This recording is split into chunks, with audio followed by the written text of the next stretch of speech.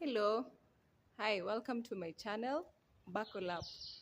It's about to get real, very, very real, right? Navigating the storm. We're healing now.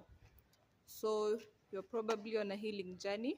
If you feel like you have already accomplished or you have gotten to the point where you have overcome the storm, overcome the situation, and you're completely free, I commend you. I commend you a lot for getting to that level. But then if you feel like you're now or in that space where you've taken a different route, you've taken a route of healing, and you're about to start your healing journey, and things seem a bit heavy. They are usually very heavy, especially because healing is a very personal, I'm not going to say lonely, but it's a very personal journey. But thank you for clicking on this video. Thank you for stopping by. Make sure you've subscribed, liked, and shared your comment in case of anything that you feel I may not have exhausted in this video, but I should have mentioned. And we are going to engage in the comment section, and also share it with somebody that you know is probably on a healing journey. Ask Remind them to stay strong through it all, because the one thing that they're experiencing right now is weakness, the fullness of weakness. It is very difficult to even rely on your own strength when you're on a personal healing journey. You're very likely connecting with God, the creator and the healer of all souls, all people who are broken or in darkness. So tell them to hold on and to watch this video until the very end.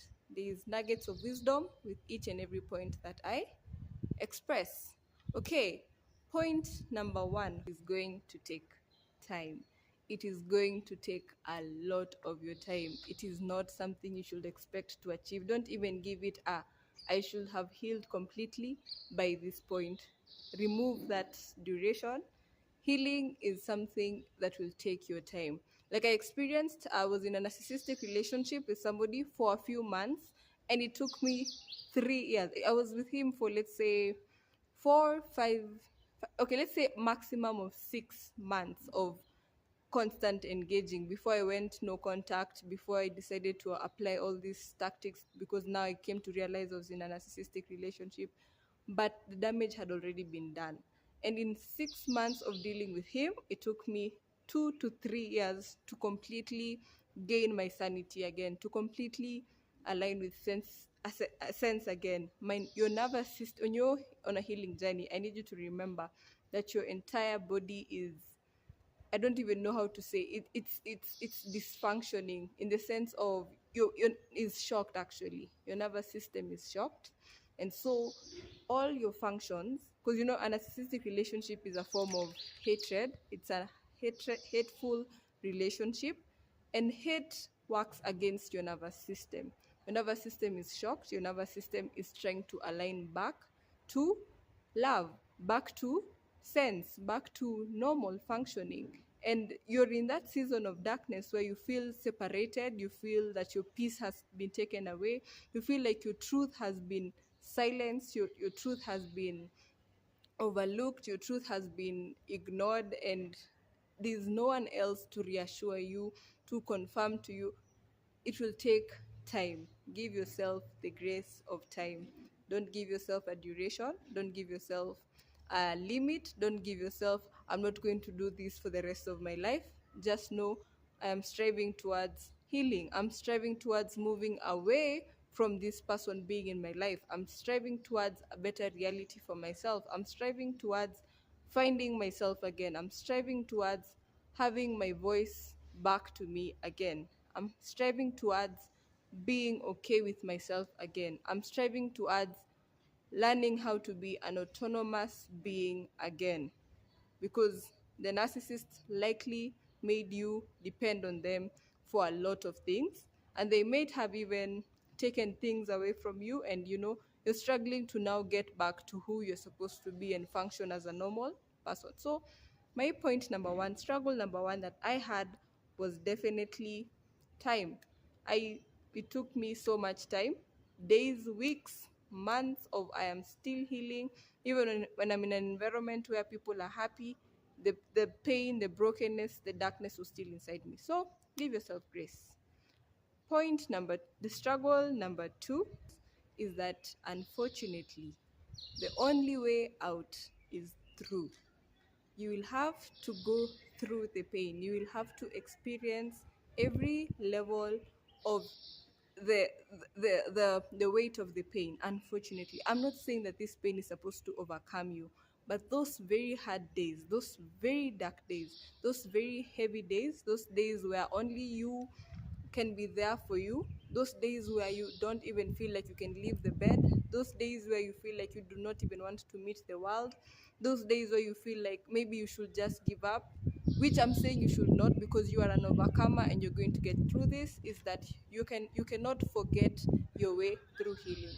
You cannot, or rather, to be able to fully get um above, to rise above the darkness, to be able to fully get to the side of healing, is that you will have to give yourself the grace to go through the pain. You'll have to be able to tell yourself that you're going to be there for yourself, no matter what is going on, no matter what is happening, even if you have responsibilities, getting out of like, even if babies are involved or there's a situation that you know still requires your attendance. I just need you to know that it is, you are going to have to get through. You're going to have to know, I'm going to handle my responsibilities with with this, with what is going on inside me. I'm not going to chase it away. I'm going to sit down and acknowledge what it is doing to me. You know, the importance of going through the pain is that you will, once you get to the other side, once you get to a point where you've, you know, recovered, like where I am right now, is that now I know why I never want to go through that again. Now I can feel, I can remember why what they did was evil to me. And you can only be able to get to this point when you have allowed yourself to experience every stage and every level of the pain that they have inflicted on you. That pain, unfortunately, is necessary. It will not end you. You will get through this. Although these people who still say you're supposed to take medication and what, I don't know. I don't recommend that personally. You'll need to see a professional for that. But my point number two is that you will have to be okay with the fact that you will have to go through the pain. Tell yourself the only way out is through, and there is a way out. There is light at the tunnel. I am telling you this as somebody who was very suicidal, because that pain takes you to a point where you feel like existence is, you know, but I am telling you, you can overcome it. I took time. I was there for myself, even when nobody else can be there for you. Tell yourself it is time for you to learn to be your friend and carry the weight of that pain and carry the effects of that pain and learn what it is doing to you. Learn how this pain has affected you. Learn why this is not something you would ever want to go through again. So that is struggle number two. Struggle number three is that you will want to go back, or you will actually go back. Unfortunately, so many narcissistic abuse survivors or victims usually go back to their abuser. It's not because you're still trauma bonded, you're still attached to them. There were happy memories with them, I know, and every time you think about them, you're like, or maybe it wasn't that bad, or maybe I over, you know, I overthinked the situation. You overthought, sorry, the situation, or maybe they weren't that bad, or maybe you can work things out with them, or maybe there's a better way to handle things, or maybe it is you who overreacted, or maybe you're too oversensitive. Because that's another thing that the narcissist made you feel. They made sure that you feel responsible for everything they did. Do you see how the depths of manipulation um, are evil, are very cruel? Because in a healthy relationship, every partner is supposed to feel that whatever they do against their partner is their responsibility to reconcile, and it's their responsibility to handle the situation amicably with their partner. But in a narcissistic relationship, you will be blamed for every wrongdoing, and you will start thinking about the good times. You will start thinking about going back and maybe finding a way to survive it even further, finding a way to be able to handle them better or try to change them. I can assure you, nobody can ever change a narcissist. They can only change by their own journey. They are a soul on their own journey. They are a human by their own journey, whom you encountered, and they have brought you to this level of of pain, of darkness, of brokenness, of confusion, this point where you're thinking, should you choose them or should you choose you? The point, the what also makes that wrong, or just shows that that is a unhealthy relationship, is that in a healthy relationship, you're not made to choose one person against the other. You choose each other. Both your presence matters in the relationship. Your opinion, your mistakes, your goodness, it's all accommodated in the relationship. But when you're in a narcissistic relationship, it's almost like they expect you to worship them, right? I'm not saying this in a I'm just saying this to help you understand that they place you below them. They expect you to look at them as, unless you have them in your life, you cannot survive. Unless you depend on them, unless you tolerate what they're doing, unless you keep up with everything that they're doing, because you're the one who actually wants them, you're the one who, they make you feel like your existence matters not unless you're with them. This just shows you that this is not somebody who has your best interest, because in a healthy relationship, both your partner will allow you to want you, will want you and want you to want them back. They will contribute positively. You'll contribute each to each other positively to connect better, and not in a state of dependency of this partner is the one who is more needing of this partner, or this person is the one who should tolerate everything because they're in need of this. That's how you know you're in a narcissistic relationship, and you might find yourself going back. And if you do find yourself going back, the solution is to go back until you realize why you should never go back again. But if you've already left and decided to go no contact means you've decided to block them on every platform, and you've decided to move on in your life, maybe even blocking them in your mind, and you just want to move on with your life, and now you're on this healing journey. That is the right step. But you will battle feelings of wanting to go back. You will battle them. But I need you to take this healing journey as something that you need to do for yourself, and not something that they need to do for you, because they have impacted you negatively. They have gotten you to this point where you need to heal. You need to get yourself back. You need to understand yourself again. You're confused. You're lost. You feel darkness. You feel alone. You feel lonely. None of those are feelings that you're supposed to experience in a healthy relationship. So yes, you will struggle between whether wanting to go back or pursuing your healing journey. And if you do go back, I would like to tell you that it's very normal. Many of us went back, no matter how bad this situation got, until we were able to fight ourselves back to ourselves. Fight the feeling of wanting to go back until you're able to decide that you choose yourself, and you choose a partner who will also choose you, and not a partner that expects you to continuously be trauma bonded to them, be attached to them, and that is the only form of connection that you have with them. That's an unhealthy attachment, that's a trauma bond, and that is definitely a struggle that you will have once you decide to take on a healing journey.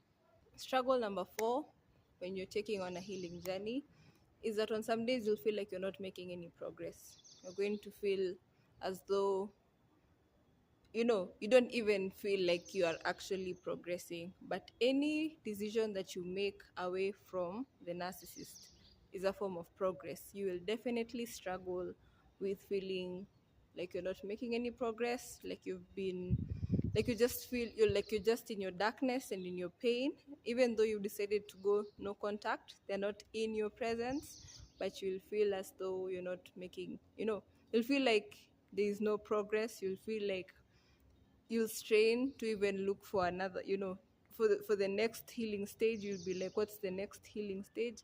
I assure you, as long as you've decided to move away from them, you're definitely making progress. It is the pain that is now settling in.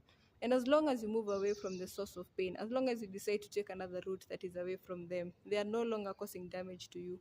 Because the thing is, as long as you stay close to a narcissist, they continuously seek ways to bring damage to you. But if you no longer interact with them and take on a healing journey, then they are no longer making distraction to you. You're now making progress, but you'll definitely not feel it in the moment, especially when all the feelings and all the pain comes to you. You're going to be feeling like you're redundant. You're going to be feeling lost. You're going to struggle to feel like there's any progress you're making. Maybe you need to go back because you are actually feeling something when you were with them. No, you don't need to go back. You shouldn't go back, because things get worse with a narcissist. But if you move forward away from them, you're definitely going to start seeing the progress. Number 5 on your healing journey is that you're going to feel and experience a lot of loneliness. And this is something you're supposed to be very comfortable with, because the person, or not really comfortable, but you're supposed to make room for, accommodate. Because you're the one who was in a relationship with a narcissist and now you're moving away from them. Everybody else around you, even if they interacted with the narcissist, they were not directly emotionally involved. You're having to take on the healing journey. You're having to find yourself again. You're having to take back your trust. You're having to take back the betrayal. You're definitely going to feel lonely. Or even if people are around you, you're going to be feeling like they don't hold enough space for you. But trust me, people still care for you, even when you're going through that season of loneliness. Sometimes it's just that people may not really relate fully to how you're feeling or know how to show up for you. But loneliness, you're going to experience it, because even when you decide to move away from a narcissist, it's a form of grief, it's a form of heartbreak, it's a form of loss to you. It's a form of a relationship did not work out, and you're having to accept that that is no longer something that is in your reality. So you're grieving. So you will experience the kind of loneliness that most people who are grieving experience. But take heart, because once you are able to fully get back to yourself, you're going to be able to feel whole again. You're going to be able to feel light again, but you'll feel lonely. Struggle number 6 is that you will struggle to function. You will struggle to even see. You might struggle to perform tasks. You may struggle to talk. You may struggle to reason. You may struggle to hear what people are saying without judging them. You'll struggle a lot, because your body in this state, after when you're leaving a narcissist, you're traumatized. So your body is still not, your nervous system is still operating from a state of shock. It's still operating from a state of, a brokenness done to you. You're still having to struggle to get yourself back. You're going to have to be very gentle with yourself, be very patient with yourself. You'll find that even sometimes when you're walking, you may not walk properly. When you're talking, you may not really articulate yourself as clearly.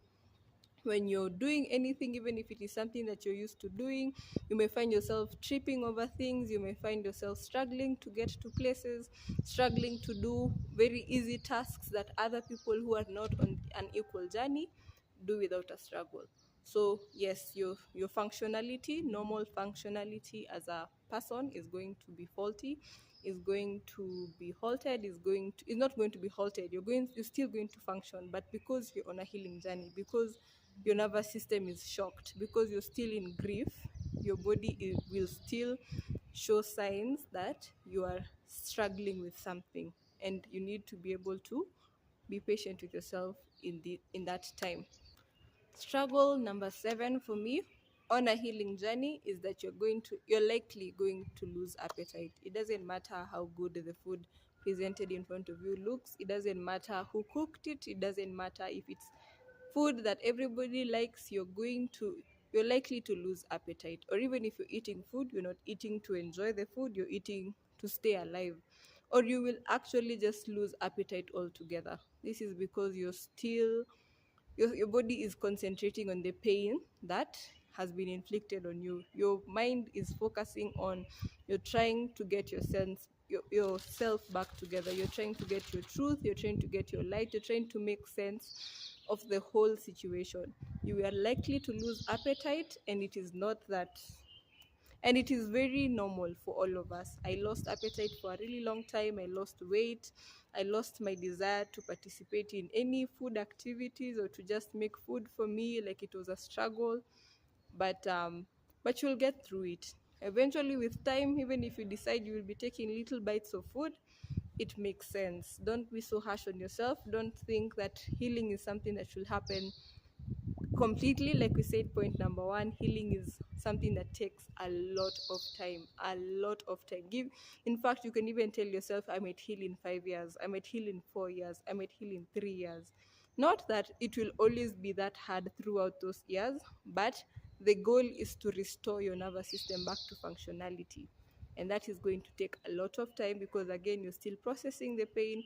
You're still having to work through what has been done to you. You're still going through grief, you're still having to adjust your life back to yourself, because now there's something that has happened that has altered what you expected it to be, and now you're here. Number 8 is that you're going to ask yourself a lot of whys, a lot of why did this have to happen.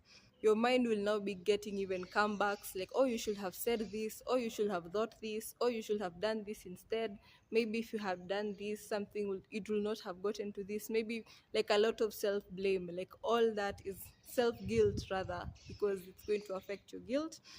And I believe you're a good person. You're just experiencing a very evil experience because you've dealt with an evil person. So yes, you're going to self-blame a lot. You're going to try and make sense of the whole situation. You're going to try and try and bring some sense to it. But the truth is that having an experience with a narcissist is not something that's supposed to make sense, because it is evil.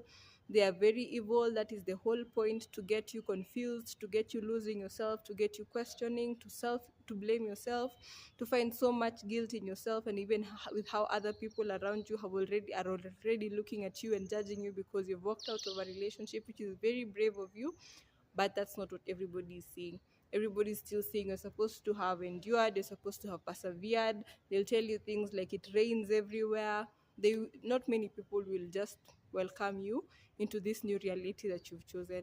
So yes, self-blame and self-guilt are things that you will experience. Number 9, you are definitely going to, not definitely, but unfortunately, you may enter into depression. And I know that this may look very contradictory, because you're healing. Aren't you supposed to be getting better? Why is it that depression is settling in, yet you're on a healing journey? I also did not understand why that happened, but it is a struggle for me, because it's still a form of sadness that is happening in your body. It is not a happy experience. Your body is still trying to heal, is trying to find yourself again. Your body is supposed to try and find light again. It's supposed to still function for you. Your new reality and every effect that the narcissist had on you is going to dawn on you. Your social circle is going to change, how people a lot is going to change. So yes, all of this is going to cause you sadness, because you also expected the relationship with the person to have a happy outcome. You might have even tried everything you can so that you and them don't part ways. But with time, you're going to see that you're going to part ways. And since you've already parted ways and now you're on a healing journey, you're definitely going to feel a very dark form of depression or sadness. And I want you to know that this is still a form of progress to healing.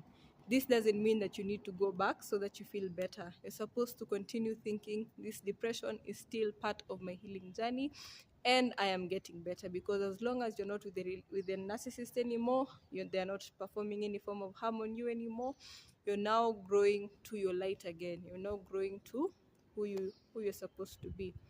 Number 10, but not the least, not the least important, just I ordered this I just decided to place them in terms of signs and the struggles that we have.